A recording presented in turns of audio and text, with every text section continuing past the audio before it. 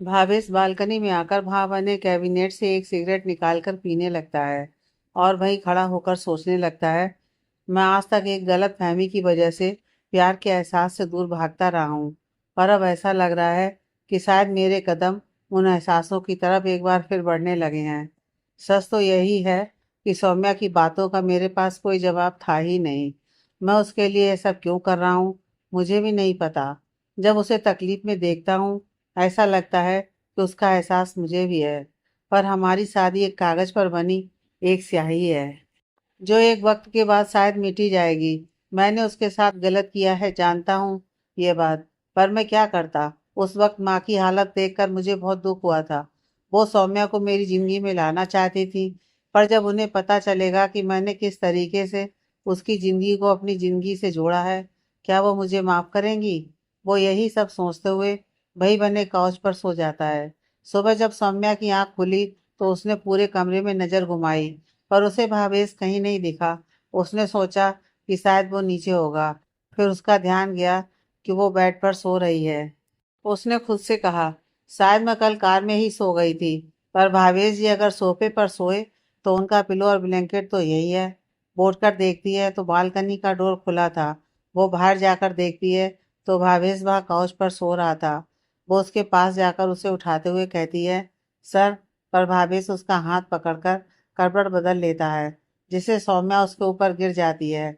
वो देखती है सूरज की रोशनी उसके चेहरे पर पड़ रही थी। उसका चेहरा का कलर थोड़ा डस्टी सा था, पर उसके फीचर्स की वजह से वो बहुत अट्रैक्टिव लगता था। उसके बाल उसके माथे पर लहरा रहे थे। वो उसे देखती ही रहती है। जब 5 मिनट बाद जब भावेश की आंख खुलती है तो वो देखता है कि सौम्या उसे एकटक देख रही है। वो पहले तो एक हल्की सी स्माइल देता है, फिर वो धीरे से उसके बाल कान के पीछे करता है तो सौम्या का ध्यान टूटता है। वो पीछे हटने लगती है कि भावेश उसकी पीठ पर हाथ रखकर उसे अपने करीब करके कहता है, माना मैं हैंडसम हूँ, इसका मतलब यह नहीं कि तुम ऐसे मेरा फायदा उठाओगी। सौम्या आंखें बड़ी करके कहती है, शर्म नहीं आती आपको इस तरह की बातें करते हुए। मैंने आपका कोई फायदा नहीं उठाया, समझिए आप। और उसे धक्का देकर अंदर भाग जाती है। भावेश भी उठ जाता है और अंदर जाकर देखता है कि बाथरूम से आवाज आती है। वो समझ जाता है कि वो बाथरूम में है। वो भी जिम रूम में चला जाता है।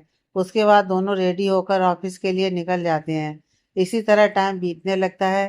दोनों एक दूसरे के साथ अब अच्छे तरीके से पेश आने लगे थे।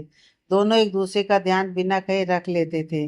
जैसे सौम्या भावेश के कपड़ों से लेकर उसकी कॉफी तक हर चीज का ध्यान रखती थी। वही भावेश भी सुबह उसे अपने साथ लेकर जाना, ये ध्यान रखना कि सीरत और उसे कोई परेशानी तो नहीं। वो बिना उसकी नज़र में आए उसका ध्यान रखता था। 2 महीने बाद सुबह रोज की तरह सब ब्रेकफास्ट कर रहे थे कि तभी अंकुश जी कहते हैं, सबको याद है ना कल क्या है। समीरा कहती है, ऑफ कोर्स पापा, कल तो मेरी हर बात मानी जाएगी। कल भाई मुझे किसी चीज के लिए मना नहीं कर पाएंगे, क्योंकि कल रक्षाबंधन है।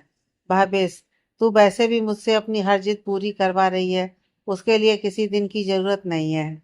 समीरा, कभी तो अच्छे से बात कर लिया करो, हमेशा मुंह सड़ा कर रखना जरूरी है क्या। उसकी बात सुनकर सौम्या को हंसी आ जाती है, पर वो कंट्रोल कर लेती है। पर भावेश से देख लेता है। वो समीरा से कहता है, तेरा गिफ्ट कैंसल, समझी। समीरा चेयर से उठकर उसके पास आती है और उसके गले में लटक कर कहती है, सॉरी ना भाई, मैं तो मजाक कर रही थी। आप तो बेस्ट हो। प्लीज मेरा गिफ्ट कैंसिल मत करो। भावेश, अच्छा, मक्खन लगाना बंद कर, अब छोड़ मुझे, मिल जाएंगे तेरे गिफ्ट्स तुझे। समीरा उसके गाल पर किस करके कहती है, आई लव यू भाई, और उसे छोड़ देती है। भावेश, तुझे कितनी बार बोला है ये मत किया कर, फिर भी। और वो भी ऑफिस के लिए निकलने लगता है। सौम्या भी ब्रेकफास्ट फिनिश करके ऑफिस के लिए निकल जाती है। थोड़ी देर बाद दोनों ऑफिस पहुंच जाते हैं। रोज की तरह पहले सौम्या थोड़ी दूर पर उतर जाती है और वहां से ऑफिस पहुंचकर अपने केबिन में काम पर चली जाती है। थोड़ी देर बाद वो एक फाइल लेकर भावेश के केबिन में जाती है तो देखती है कि वहां कोई नहीं था। वो कहती है, ये कहाँ गए। तभी वो पीछे मुड़ती है तो सामने भावेश खड़ा था। वो उसे देखकर थोड़ा डर जाती है और कहती है, इस तरह से कौन आता है, आपने मुझे डरा ही दिया। भावेश, सच में। और वो उसकी तरफ बढ़ने लगता है। ये देखकर सौम्या पीछे होने लगती है और कहती है, क्या हुआ? आप इस तरह मेरे पास क्यों आ रहे हैं?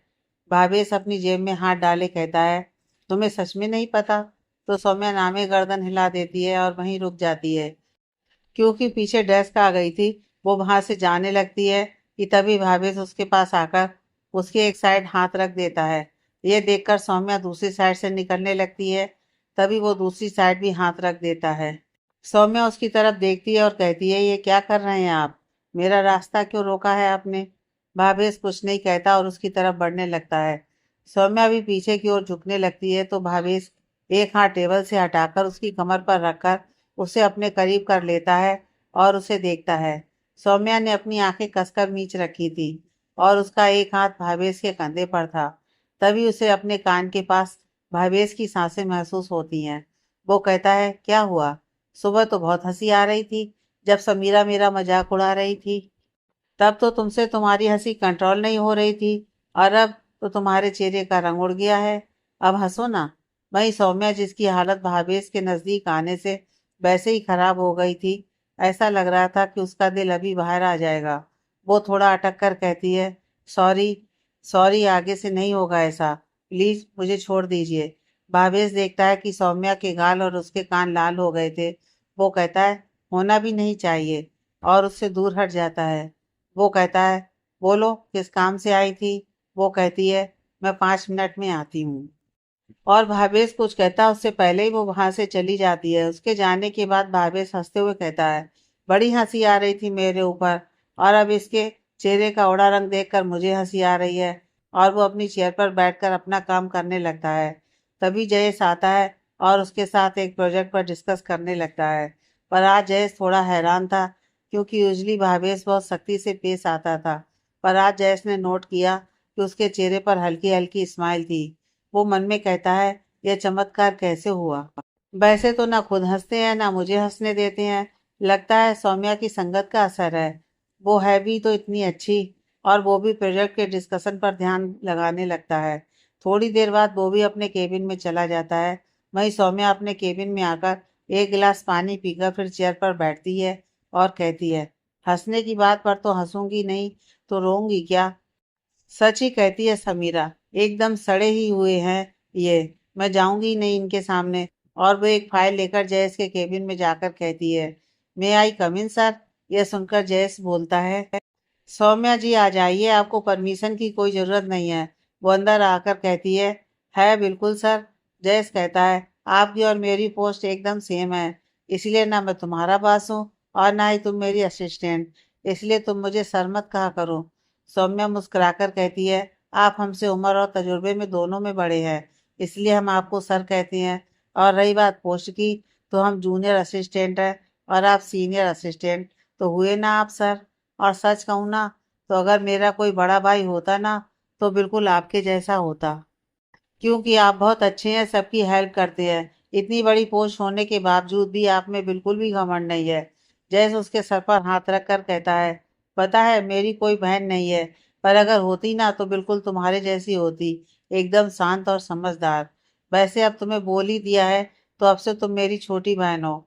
अगर कभी भी अपने इस भाई की जरूरत हो तो बस एक बार याद करना, मैं तुम्हारे पास होऊंगा। यह सुनकर सौम्या की आंखें नम हो जाती हैं। वो बस गर्दन हिला देती है।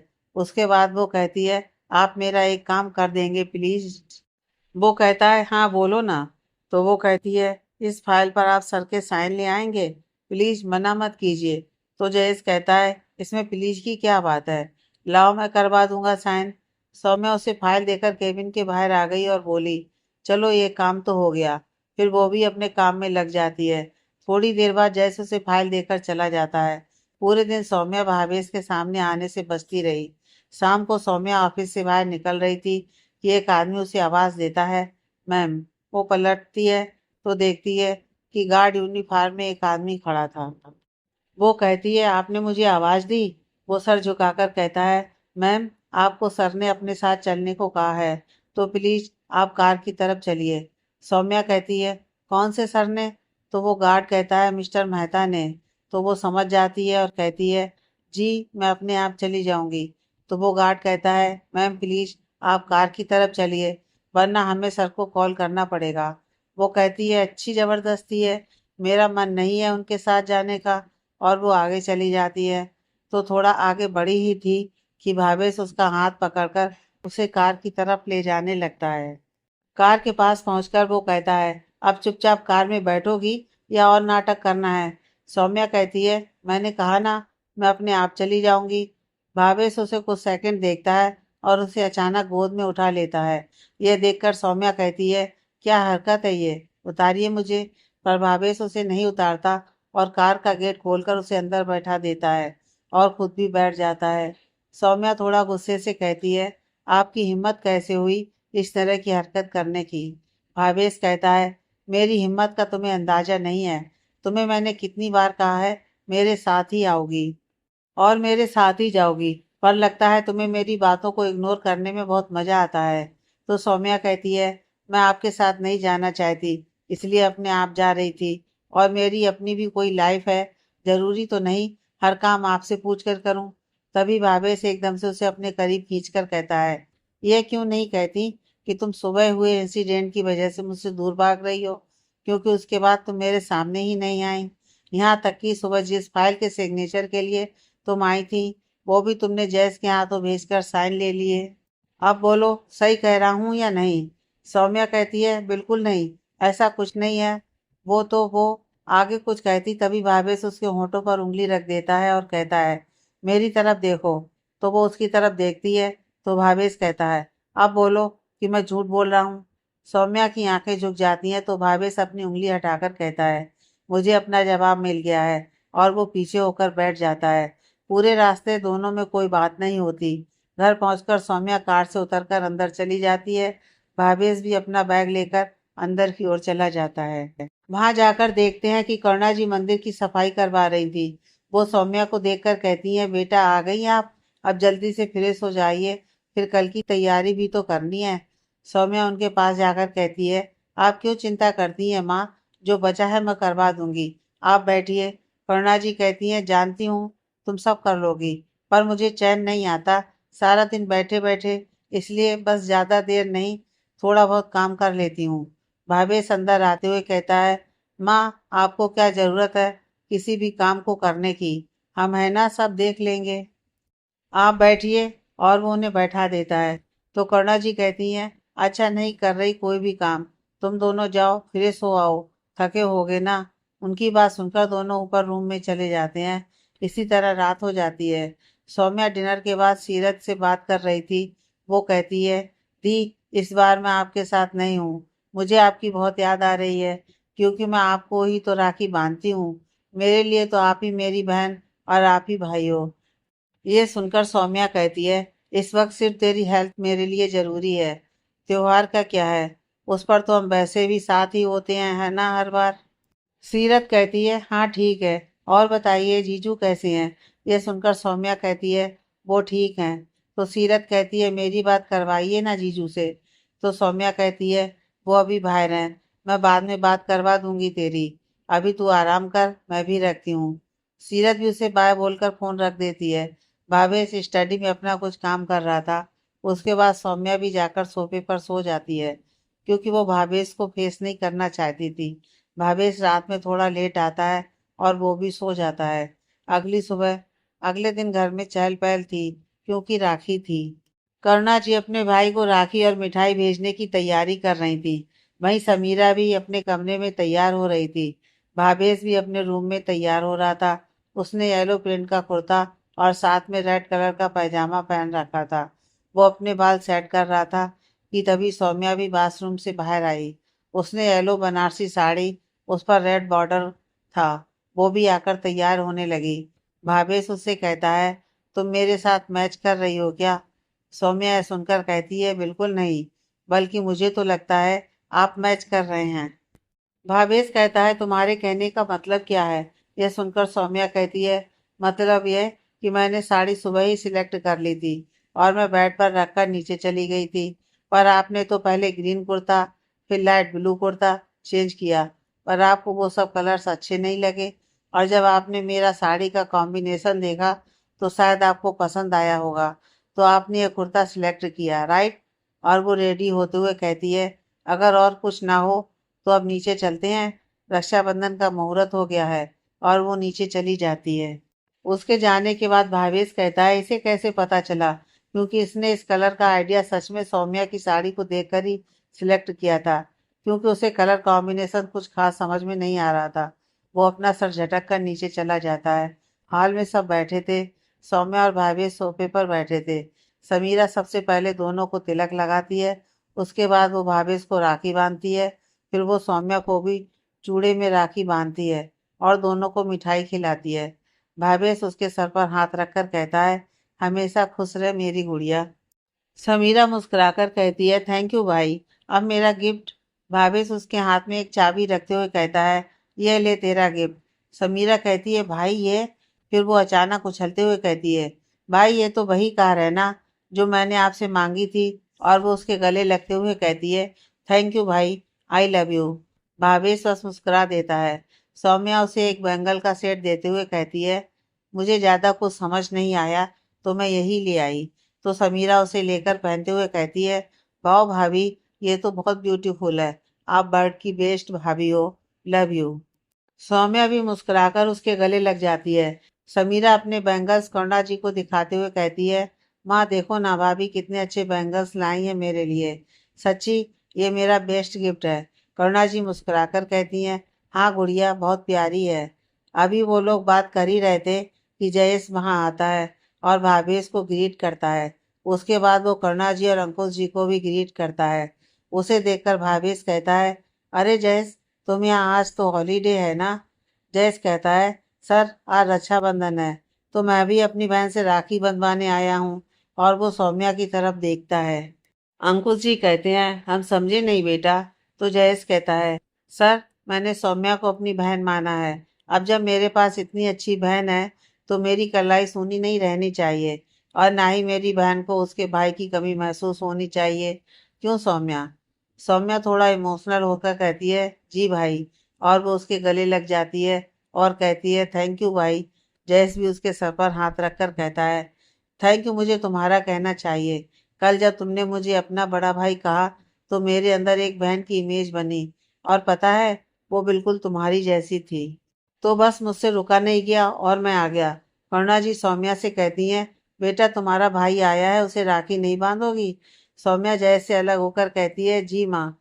फिर वो पूजा की थाली लेकर जयेश की आरती करने लगती है। फिर उसे राखी बांधकर उसे मिठाई खिलाती है। जयेश उसके सर पर हाथ रखकर आशीर्वाद देता है और कहता है, हमेशा खुश रहो। भगवान तुम्हें हर खुशी दे जिसकी तुम हकदार हो। और ये तुम्हारे लिए। वो उसे एक बॉक्स निकाल कर देता है। तो सौम्या कहती है, भाई इसकी क्या ज़रूरत है। आपने आशीर्वाद दिया, यही सबसे बड़ा तोहफा है। जयेश कहता है, ये एक भाई का अपनी बहन के लिए प्यार है। तुम मना नहीं कर सकती। सौम्या खोलकर देखती है तो उसमें बहुत सुंदर कंगन होते हैं। वो कहती है, थैंक यू भाई, ये बहुत सुंदर है। उसके बाद सब लोग वही हाल में बैठकर स्नैक्स एंजॉय करने लगते हैं। तभी उसकी दोस्त रोली आते हुए कहती है, ओए सोमू। तो सब उसकी तरफ देखते हैं जहाँ रोली खड़ी थी। उसने पिंक कलर का सूट पहन रखा था, साथ में इयररिंग्स, पैरों में जूतियाँ, बालों का फ्रेश बीट बनाया हुआ था। वो बहुत सुंदर लग रही थी। पर एक इंसान की नज़र उस पर ठहर गई थी और वो थे हमारे जयेश। वो मन में कहता है, सच ए ब्यूटीफुल गर्ल। पर यह है कौन। सौम्या उसे देखकर उसके गले लगते हुए कहती है, रोली कैसी हो तुम। रोली कहती है, ठीक हूँ मैं। अब तुम तो याद करोगी नहीं, इसलिए मैं ही आ गई। जब से शादी हुई है ना, तुम हमें भूल ही गई। और वो मुंह फुलाकर खड़ी हो जाती है। सौम्या पीछे से उसके गले लगते हुए कहती है, तुम्हें कैसे भूल सकती हूँ मैं। मुझे अच्छे से याद है कि तू, मैं और सीरत हर साल एक दूसरे को राखी बांधते हैं। मैं तुझे कॉल करने ही वाली थी कि तू ही आ गई। रोली कहती है, चलो तुम कह रही हो तो मान लेती हूँ। अब चलो राखी बांधते हैं। फिर वो सबसे मिलकर एक दूसरे को राखी बांधते हैं। फिर रोली कहती है, आज मैं तेरे लिए कुछ लेकर आई हूँ, तेरा रक्षाबंधन का गिफ्ट। सौम्या कहती है, क्या है वो गिफ्ट। तो रोली उसे कहती है, आंखें बंद कर। तो सौम्या कहती है, ऐसे ही बता देना। तो रोली कहती है, तू आंखें बंद कर रही है या नहीं। तो सौम्या आंखें बंद कर लेती है। रोली किसी को मैसेज कर देती है और कहती है, अब मैं काउंटडाउन दे रही हूँ, तू रेडी है ना? सौम्या, हाँ। तो रोली कहती है, ओके। सो 5 4 3 2 1। तभी गेट से एक लड़का अंदर आता है और सौम्या को गले लगाते हुए कहता है, हेलो ब्यूटीफुल गर्ल। सौम्या एकदम से आंखें खोलकर देखती है तो उसके चेहरे पर एक मुस्कान आ जाती है। वो कहती है, आप कब आए और हमें बताया भी नहीं? वहीं भावेश भी मन में कहता है, यह कौन है और इतना फ्रेंडली क्यों हो रहा है?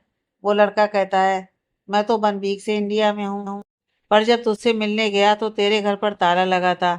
यहाँ का एड्रेस भी मुझे रोली से मिला, तो सोचा तुझे सरप्राइज करूँ। वैसे तो ब्यूटीफुल तो थी ही, पर अब और ज़्यादा ब्यूटीफुल हो गई है। सौम्या कहती है, आप अभी भी वैसे ही हैं जैसे पहले थे, बिल्कुल नहीं बदले। ये देखकर भावेश मन में कहता है, हाँ पहले भी बदतमीज होगा और अब ज़्यादा हो गया है। ये भी नहीं देखता कि आसपास बड़े भी हैं, जो मन आ रहा है बोल रहा है। और ये सौम्या, मैं थोड़ा कुछ बोल देता हूँ तो चिढ़ होती है, और अब ये खुलेआम इसके साथ फ्लर्ट कर रहा है और ये मज़े लेकर इसके साथ एंजॉय कर रही है। सौम्या सबकी तरफ मुड़ती है और कहती है, माँ पापा ये विवेक हैं, हमारे दोस्त। हम साथ ही काम करते थे, पर इनका प्रमोशन यूएस में हो गया है, तो ये 1 साल के लिए वहीं शिफ्ट हो गए। विवेक सबसे मिलता है। उसके बाद वो सौम्या को कहता है, उस लकी इंसान से तो मिला जिससे तेरी शादी हुई है। तो सौम्या विवेक को भावेश से मिलवाते हुए कहती है, ये मेरे हस्बैंड है, मिस्टर भावेश मेहता, मेहता इंडस्ट्रीज के सीईओ। और भावेश जी, ये मेरा दोस्त विवेक है, गुप्ता इंडस्ट्रीज का सीनियर मैनेजर। विवेक भावेश से हाथ मिलाते हुए कहता है, nice to meet you sir. वैसे आप ना बहुत लकी हैं कि आपकी शादी सौम्या से हुई है, क्योंकि अगर इस टाइम ये सिंगल होती तो मैं इससे ज़रूर शादी कर लेता। और वो हंसने लगता है। उसकी बात पर सब हंसने लगते हैं। तभी भावेश कहता है, तुम्हें लगता है मैं ऐसा होने देता? ये सुनकर सौम्या उसकी तरफ देखने लगती है तो वो कहता है, आई मीन अब तो ऐसा नहीं हो सकता। अब तो तुम्हारे दोस्त की शादी मुझसे हो गई है, अब तो ये इम्पॉसिबल है ना? भावेश कहता है, यह तो है। उसके बाद सब आपस में बातें करने लगते हैं। विवेक बहुत ही खुशमिजाज था। वो जल्दी ही वो सबके साथ घुल मिल गया था। इसी तरह शाम हो जाती है तो विवेक और रोली कहते हैं, अब हम चलते हैं। सच में इतने टाइम बाद मिलकर बहुत मजा आया। सौम्या कहती है, थैंक्स, बहुत दिनों बाद मिलकर पुरानी यादें ताज़ा हो गईं। अंकुश जी कहते हैं, बेटा आपका घर है, जब भी मन करे आप सौम्या से मिलने आ जाइए। यह भी तो आपका घर है, सौम्या को भी अच्छा लगेगा। विवेक खुश होते हुए कहता है, थैंक यू अंकल। तो भावेश धीरे से कहता है, लो, अब ये कमी रह गई थी। फिर वो भी उनसे मिलता है। थोड़ी देर बाद वो लोग चले जाते हैं। उनके जाने के बाद भावेश कहता है, मुझे थोड़ा काम है, मैं स्टडी में जा रहा हूँ। और वो चला जाता है। उसके बाद करुणा जी कहती हैं, बेटा तुम भावेश को कॉफ़ी दे आओ, उसे काम करते वक्त चाहिए होती है। मैं थोड़ा काम से बाहर जा रही हूँ, तुम ध्यान रखना। उसके बाद वो भी चली जाती हैं। सौम्या भी काफी लेकर भावेश के स्टडी रूम में चली जाती है। वो देखती है भावेश वहाँ सोफे पर बैठकर अपना काम कर रहा था। वो नॉक करते हुए कहती है, मैं अंदर आ जाऊं? वो कॉफी देनी थी।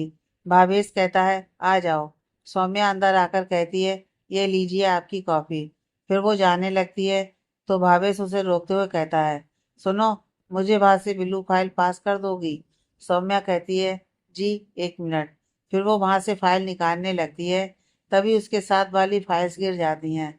भावेश कहता है, क्या हुआ? तो सौम्या कहती है, सॉरी, वो ये फाइल्स गिर गई हैं, मैं अभी ठीक कर देती हूँ। वो फिर अपनी साड़ी को ऊपर करके फाइल्स उठाने लगती है। भावेश भी वहां आकर कहता है, एक काम भी ठीक से नहीं कर सकती क्या तुम? और वो उसकी हेल्प करने लगता है। तभी भावेश की नज़र सौम्या पर जाती है। उसकी साड़ी ऊपर कंधे पर सेट होने की वजह से सौम्या की गोरी कमर दिख रही थी। भावेश खुद से कहता है, उफ, ये लड़की सच में मुझे पागल कर देगी। और वो फिर से फाइल सेट करने लगता है। उसका हाथ बार बार सौम्या के हाथ से टच हो रहा था, जिससे उसे बहुत बेचैनी सी हो रही थी। तब तक सौम्या फाइल समेटकर रैक में रखने लगती है। तभी उसे किसी की सांसें अपने कान और गर्दन के पास महसूस होती हैं। वो मुड़ने लगती है कि भावेश उसके कंधे पर हाथ रखकर उसे रोक देता है और कहता है, तुम्हें सब करने में मजा आता है क्या? सौम्या कहती है, मैं समझी नहीं। भावेश कुछ नहीं कहता और उसके साड़ी उसके कंधे से उतारकर उसे वापस फ्री पल्लू में करते हुए कहता है, कुछ नहीं, तुम जाओ। सौम्या भी कुछ नहीं कहती और चली जाती है। भावेश भी उसके बाद अपने काम में लग जाता है, पर वो ध्यान नहीं लगा पा रहा था। वो कहता है, कंट्रोल भावेश, मैं इतना कंट्रोल कैसे खो देता हूँ जब वो सामने होती है। क्या सोचती होगी वो। पर कुछ तो बात है सौम्या में। जितना उसे अवॉइड करने की कोशिश करता हूँ, उतना उसके पास खींचने लगता हूँ। फिर उसे विवेक और सौम्या का गले लगना याद आता है और कहता है, पता लगाना पड़ेगा कि मिस्टर विवेक हैं कौन, जो अचानक से आ गए। तभी उसे सौम्या का उसे इंट्रोड्यूस करवाना याद आता है कि वो उसे अपना हस्बैंड बोल रही थी। उसके चेहरे पर एक हल्की सी स्माइल आ जाती है। फिर वो अपना काम करने लगता है। रूम में जाकर सौम्या कपड़े चेंज करके सोफे पर लेटते हुए सोचती है, आज का दिन कितना खूबसूरत और अच्छा था। आज मुझे एक भाई मिल गए जिसकी न जाने मेरे मन में कब से आस थी। विवेक से भी मेरी मुलाकात हो गई। काश जिंदगी ऐसे ही चले, सब खुश रहें। न जाने आज कितने टाइम बाद मैं अंदर से खुश हुई हूँ। पर डर लगता है कि कहीं कुछ हो ना जाए। मेरी लाइफ में खुशियाँ बहुत मुश्किल से आती हैं। डर लगता है कि कुछ ऐसा ना हो जाए कि सब छिन जाए। फिर वो अलमारी से एक एल्बम निकाल कर देखने लगती है, जिसमें एक फोटो में सीरत और वो थे। साथ में एक मैरिड कपल भी था। वो उस फोटो को अपने सीने से लगाते हुए कहती है, आई मिस यू माँ पापा, काश आप भी हमारे साथ होते। मैं सीरत को आप लोगों की कमी कभी महसूस नहीं होने दी। उसका ध्यान बिल्कुल अपने बच्चे की तरह रख रही हूँ, जैसा आप चाहते थे। फिर वो आगे देखती है कि एक फोटो में एक मैरिड लुक में एक लड़की थी। वो उस फोटो को देखते हुए कहती है, जानती हो तुम मेरा कल थी, पर तुम मेरा कल होकर भी मेरा आज में शामिल हो। फिर वो उस एल्बम को अंदर रखते हुए कहती है, नहीं, मुझे खुद को संभालना होगा। फिर वो वहाँ रूम में जाकर फेस वॉश करके नीचे चली जाती है और रात के खाने की तैयारी करवाने लगती है। तभी भावेश नीचे आकर कहता है, आज मेरे लिए ओट्स बनवा देना, मेरा ज़्यादा कुछ खाने का मन नहीं है। सौम्या कहती है, ठीक है, मैं बना देती हूँ। तब तक अंकुश जी आकर कहते हैं, बेटा आज तुम ना मेरे लिए खीर बना दोगी, बड़ा मन है खाने का। सौम्या कहती है, जी पापा, मैं बना देती हूँ। खीर का सुनकर भावेश कहता है, मैं भी ना थोड़ी देर वेट कर लेता। अब कैसे कहूँ कि खीर खाने का मेरा भी मन है। अगर टेबल पर सबके सामने कहा तो हर कोई मेरी हंसी उड़ाएगा, क्योंकि मैं ठहरा डाइट कॉन्शियस। एक काम करता हूँ, मैं खीर बनने के बाद अपने लिए पहले ही किचन में जाकर अलग कर लूँगा। और वो अपने कमरे में जाकर फ्रेश होकर वापस नीचे आकर किचन में देखता है कि सौम्या ने खीर बनाकर फ्रिज में रख दी थी और वो सर्वेंट को कुछ इंस्ट्रक्शन देकर बाहर निकल रही थी। उसके जाने के बाद भावेश अंदर जाता है तो सभी सर्वेंट्स हैरान हो गए थे, क्योंकि ऐसा बहुत कम होता था कि उसे किसी भी काम के लिए किचन में जाना पड़े। उनमें से एक हेड सर्वेंट कहता है, सर आपको कुछ चाहिए था, आप बैठें, हम ले आएंगे। भावेश कहता है, मुझे जो चाहिए मैं ले लूंगा, आप लोग अपना काम कर सकते हैं। उसकी बात सुनकर सारे सर्वेंट्स अपने अपने काम में लग जाते हैं। भावेश फ्रिज खोलकर खीर के बाउल में से अपने लिए खीर निकालकर अलग कर लेता है और वापस बाहर आ जाता है। रात में डिनर के बाद सब अपने अपने रूम में होते हैं, पर भावेश नीचे था। सौम्या देखती है कि जग में पानी नहीं था। वो कहती है, चलो पानी ले आती हूँ और देख कर भी आती हूँ कि सब सोए हैं या नहीं। वो नीचे किचन में जा रही थी कि तभी उसे कुछ आवाज़ आती है। तो वो देखती है कि भावेश हॉल में बैठा खीर खा रहा था। वो जाकर कहती है, आप अभी तक यहीं हैं। उसकी आवाज़ सुनकर भावेश कहता है, सिट। फिर वो कहता है, हाँ, नींद नहीं आ रही थी तो सोचा यहीं बैठ जाऊं थोड़ी देर। सौम्या, पर आप खीर कब से खाने लगे हैं? आपको तो मीठा पसंद नहीं है ना? उसकी बात सुनकर भावेश स्ट्रिक्टली कहता है, तुम्हारे हाथ की बनी खीर बहुत पसंद है। अगर सबके सामने कहता तो सब हंसते, इसलिए मैंने पहले ही अलग कर ली। सोचा सब सो जाएंगे उसके बाद खा लूंगा। और वो चुप हो जाता है। उसकी बात सुनकर सौम्या को हंसी आने लगती है और वो जोर जोर से हंसते हुए कहती है, आप मुझे सफाई इस तरह से दे रहे हैं जैसा कोई स्टूडेंट अपने टीचर को देता है। और वो हंसने लगती है। भावेश उसे देखने लगता है, क्योंकि इतने महीनों में शायद ही सौम्या इतना खुलकर हंसी होगी जितना वो आज हंस रही थी। सौम्या आगे कहती है, वैसे ये खीर विवेक जी को भी बहुत पसंद है। और वो किचन में चली जाती है। तभी भावेश का मूड उसका नाम सुनकर ही खराब हो गया था। वो कहता है, खीर क्या? मुझे तो लगता है उसे खीर बनाने वाली भी पसंद है। और वो कटोरी वहीं रखकर ऊपर चला जाता है। जब सौम्या किचन से बाहर आकर देखती है तो उसे भावेश नहीं दिखता। वो कहती है, अभी तो यहीं थे, कहाँ चले गए? फिर वो कटोरी किचन में रखकर ऊपर चली जाती है। ऊपर जाकर वो देखती है कि भाभी सोने की तैयारी कर रहा था। वो कहती है, अगर आपको खीर खाने का मन करे तो आप मुझे बता सकते हैं, मैं बना दूंगी। भावेश थोड़ा रूडली कहता है, रहने दो, नो थैंक्स, मुझे ज़्यादा पसंद नहीं है। अगर मुझे कुछ खाना होगा तो मैं माँ से कह दूंगा। और वो लेट जाता है। यह सुनकर सौम्या को थोड़ा बुरा लगता है। वो भी जाकर सोफे पर लेट जाती है और मन में कहती है, एकदम गिरगिट है ये आदमी। और वो सो जाती है। सुबह भावेश जब तैयार हो रहा था, तभी उसने देखा सौम्या का मोबाइल क्लिंग कर रहा था। उसने पहले बाथरूम की तरफ देखा, फिर उसने मोबाइल उठाकर देखा तो विवेक का मैसेज था, गुड मॉर्निंग ब्यूटीफुल, और इस तरह का इमोजी बना था। यह देखकर भावेश कहता है, हो गया इसका फ्लर्ट शुरू। और वो उसका मोबाइल रखकर नीचे चला जाता है और ऑफिस जाने लगता है। तभी करुणा जी कहती हैं, बेटा ब्रेकफास्ट तो कर लो, कहाँ जा रहे हो? यह सुनकर भावेश कहता है, नहीं माँ, लेट हो रहा है, आप लोग कीजिए, मैं निकल रहा हूँ। और वो वहां से निकल जाता है।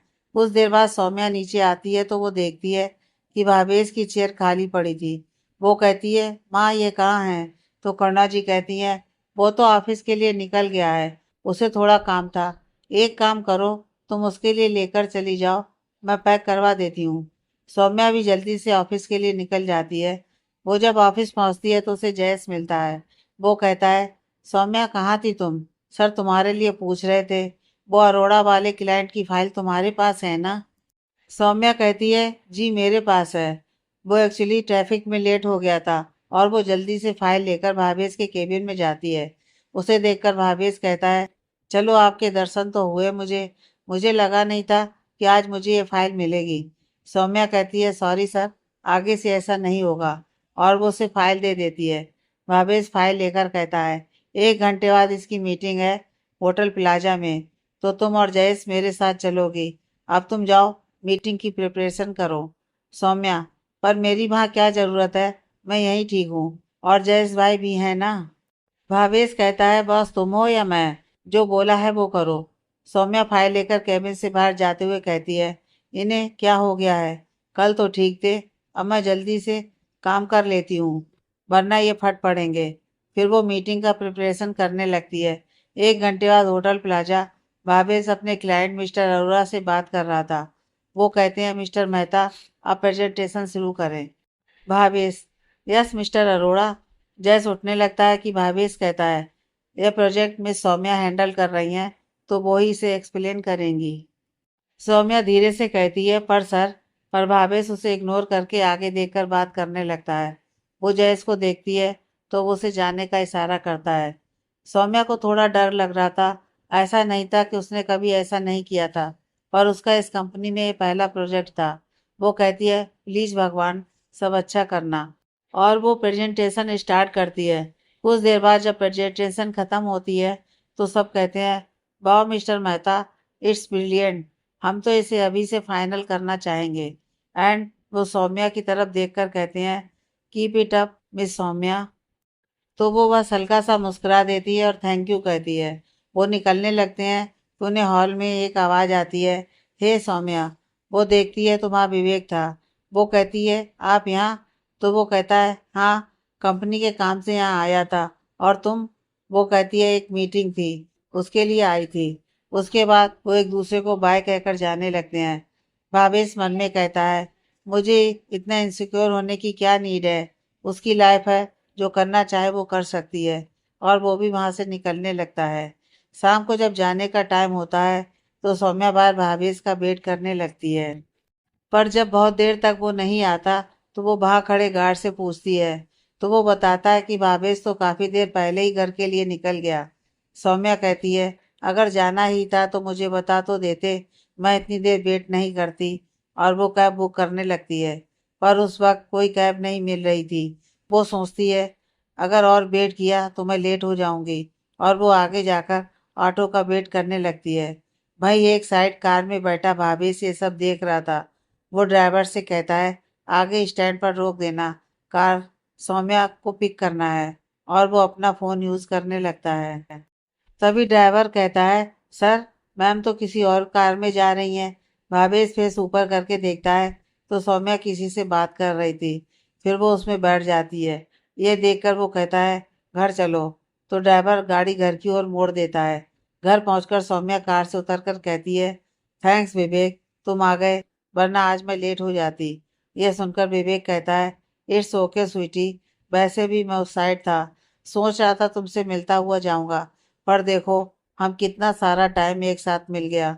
सौम्या कहती है, हाँ ये तो है, चलो बाय, मैं लेट हो रही हूँ।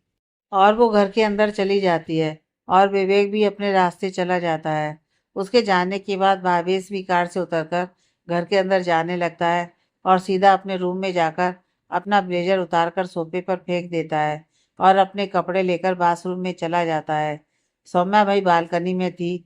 वो जब किसी की आवाज़ सुनती है तो आकर देखती है तो उसे रूम में कोई नहीं दिखता। फिर उसे भावेश का ब्लेजर सोफे पर दिखाई देता है। वो कहती है, लगता है ये आ गए हैं, मैं इनकी कॉफ़ी ले आती हूँ।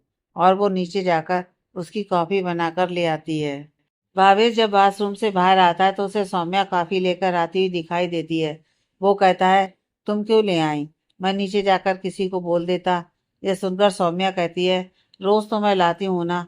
तो भावेश कुछ नहीं कहता और कॉफ़ी पीने लगता है। सौम्या कहती है, आज आप जल्दी निकल गए, मुझे बताया नहीं कि आप और मैं साथ नहीं जाएंगे।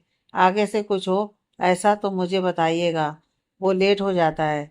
भावेश, तुम्हें चिंता की क्या ज़रूरत है, तुम्हें छोड़ने वाले बहुत लोग हैं, तुम्हें मेरी क्या ज़रूरत है। सौम्या को उसकी बात थोड़ी अजीब लगती है तो वो कहती है, आपके कहने का क्या मतलब है। भावेश, कुछ नहीं। और वो अपना फ़ोन लेकर नीचे चला जाता है। थोड़ी देर बाद सब डिनर कर रहे होते हैं कि तभी अंकुश जी कहते हैं, भावेश, गुप्ता जी का कॉल आया था, उन्होंने अपनी कंपनी के 25वीं एनिवर्सरी की खुशी में पार्टी थ्रो की है और उसमें हम सबको बुलाया है। भावेश कहता है, पापा आप और माँ होकर आ जाइए, समीरा तो वैसे भी इन सब पार्टी को अटेंड नहीं करती है। अंकुश जी कहते हैं, बेटा इस बार तुम और सौम्या जाओ, हम लोगों को इस बार तुम्हारे मामा जी के यहाँ इनॉग्रेशन पर जाना है, समीरा वहाँ हमारे साथ आएगी। भावेश, आपने ये पहले क्यों नहीं बताया। तो अंकुश जी कहते हैं, बेटा शाम को मुझे गुप्ता जी का कॉल आया, वो बता रहे थे कि कल से वो इनविटेशन कार्ड भेजना शुरू करेंगे और तुम्हारे मामा जी का फ़ोन तुम्हारी माँ को आया, इसलिए हमने अभी ये डिसाइड किया। भावेश जाना तो नहीं चाहता था। वो कहता है, पापा ज़रूरी है क्या। अंकुश जी थोड़ा चिढ़कर कहते हैं, बेटा तुम्हें इतनी भी क्या चिढ़ है पार्टी से, तुम्हारी उम्र के लड़कों को इन सब का कितना शौक होता है। एक तुम हो जो हर बार नाटक करने लगते हो। अब ये फाइनल है कि तुम और सौम्या ही जाओगे पार्टी में। Now no arguments. भावेश, अच्छा ठीक है, पार्टी कब है वैसे। अंकुश जी, इस सैटरडे को। तो वो कहता है, ओके पापा हम चले जाएंगे। इसके बाद सब डिनर करके अपने अपने रूम में चले जाते हैं। रूम में जाकर सौम्या कहती है, सुनिए। तो भावेश कहता है, बोलो। तो सौम्या कहती है, क्या मुझे कल की छुट्टी मिल सकती है। भावेश कहता है, क्यों। तो वो कहती है, वो रोली और विवेक बाहर जा रहे थे तो उन्होंने मुझे भी चलने के लिए कहा है, तो क्या मैं जा सकती हूँ। भावेश कहता है, अभी ही तो मिले हो और अब फिर से। ठीक है चली जाओ, वैसे भी कल ज़्यादा काम नहीं है। सौम्या खुशी से, थैंक यू सो मच, और वो फ़ोन लेकर बालकनी में चली जाती है और विवेक और रोली को कॉल करके कहती है कि वो कल आ रही है। भावेश कहता है, इतना खुश तो कभी मेरे साथ चलने पर भी नहीं हुई। फिर वो सोने के लिए बेड पर लेट जाता है। थोड़ी देर बाद सौम्या भी अंदर आती है तो देखती है कि भावेश सो चुका था। वो भी आकर सोफे पर लेट जाती है और उसे भी नींद आ जाती है। अगले दिन वो विवेक और रोली बहुत एंजॉय करते हैं। वो सबसे पहले शॉपिंग जाते हैं, जहाँ रोली अपनी फैमिली के लिए और विवेक भी अपने लिए चीज़ें खरीदने लगता है। वहीं सौम्या भी सीरत के लिए एक ड्रेस, करुणा जी के लिए एक साड़ी, अंकुश जी के लिए एक कुर्ता और समीरा के लिए एक सुंदर सी इयररिंग का सेट, जैस के लिए एक घड़ी। तभी उसे भावेश का ध्यान आता है। वो वहाँ देखती है तो एक ब्लू कलर की शर्ट उसे बहुत अच्छी लगती है। वो उसे भी पैक करवा लेती है। उसके बाद वो लोग एक रेस्टोरेंट में खाना खाते हैं। रोली कहती है, वाह आज तो मज़ा आ गया, कितने टाइम बाद इतना एंजॉय किया है। विवेक कहता है, तू तो रहने दे, तू तो हर दूसरे दिन वहीं दिखती है। और वो हंसने लगता है। यह सुनकर सौम्या रोली उसे मारते हुए कहती है, तू कभी नहीं सुधरेगा। सौम्या उन दोनों को शांत करवाते हुए कहती है, बस करो, दोनों हर जगह शुरू हो जाते हो। फिर वो लोग खाना खाने लगते हैं और फिर वो लोग घूमने लगते हैं। वहीं ऑफिस में भाभीज का आज मूड बहुत खराब था। आज तो उसके एम्प्लॉयज उससे बहुत डरे हुए थे और सबसे ज्यादा हालत खराब थी जयेश की। वो कहता है, आज कौन सी काया पलट हुई जो ये इतने गुस्से में है। अभी तक तीसरी बार डांट खा चुका हूँ। पता नहीं सौम्या कैसे हैंडल करती है इस आदमी को। वो अभी कह ही रहा था कि भावेश उसे कॉल करके कहता है, मेरी कॉफी कब लाओगे? दिन खत्म होने के बाद। जल्दी करो वरना आज ही फायर कर दूंगा तुम्हें मैं जॉब से। जयेश कहता है, जी सर अभी आया। और वो जल्दी से उसके केबिन की ओर जाता है। भावेश कहता है, अरोरा सर का डील कॉन्ट्रैक्ट तैयार हो गया या नहीं? जयेश, सर वो तो सौम्या। वो कहता उससे पहले ही भावेश कहता है, सौम्या 10 दिन नहीं आएगी तो ऑफिस में काम नहीं होगा। जाओ जल्दी से उसे प्रिपेयर करवाओ। जयेश केबिन से जल्दी से निकल जाता है। शाम को सौम्या घर आकर हाल में करुणा जी से बात कर रही थी। करुणा जी कहती हैं, बेटा तुम्हें कैसा लगा आज सबसे मिलकर? सौम्या, बहुत मजा आया माँ। कितना वक्त हो गया था मिले भी। करुणा जी, चलो अच्छा है, आउटिंग भी करनी चाहिए। बेटा अब तुम भी फ्रेश हो जाओ, भावेश भी आने वाला होगा। सौम्या, जी माँ। फिर वो भी रूम में चली जाती है। थोड़ी देर बाद भावेश भी ऑफिस से आकर रूम में जाकर देखता है कि सोफे पर एक शॉपिंग बैग रखा था। वो देखता है कि उसमें एक शर्ट रखा था। वो कहता है, ये कौन लाया? तब तक सौम्या भी बाहर आ गई थी। वो उसके हाथ में शर्ट देखकर कहती है, ये मैं आपके लिए लाई थी। मुझे आपकी चॉइस नहीं पता थी तो मुझे यही समझ आया। भाभे से एक नज़र उसे फिर शर्ट को देखता है और वापस उसे बैग में रखकर अलमारी की तरफ बढ़ जाता है। सौम्या मन में कहती है, लगता है इन्हें पसंद नहीं आया, और वो शर्ट उठाकर अलमारी में रखकर नीचे चली जाती है। इसी तरह दिन निकलने लगते हैं और पार्टी का दिन भी आ जाता है। भावेश ने ब्लू कलर का सूट पहना था, बालों को जेल से सेट करके, पैरों में ब्लैक शूज। वो बहुत हैंडसम लग रहा था। वो सौम्या का नीचे हाल में वेट कर रहा था। तभी उसे हिल की आवाज आती है तो वो खड़ा होकर देखता है तो देखता ही रह जाता है। सौम्या ने वाइट साड़ी के साथ, जो कि नेट की थी, उसके साथ ब्लू कलर का ब्लाउज, कानों में डायमंड के वाइट ईयररिंग्स, गले में मंगलसूत्र, मांग में सिंदूर, बालों को एक साइड करके उस पर पिंस लगाई हुई थी, होठों पर रेड कलर की लिपस्टिक, आंखों में काजल और पैरों में वाइट कलर की हील्स। वो धीरे धीरे नीचे उतर कर आती है और कहती है, चलें? पर भावेश अभी भी उसे देख रहा होता है। वो थोड़ा जोर से कहती है, चले सर? तो भावेश कहता है, हाँ चलो। और वो दोनों पार्टी के लिए निकल जाते हैं। आगे की कहानी नेक्स्ट पार्ट में।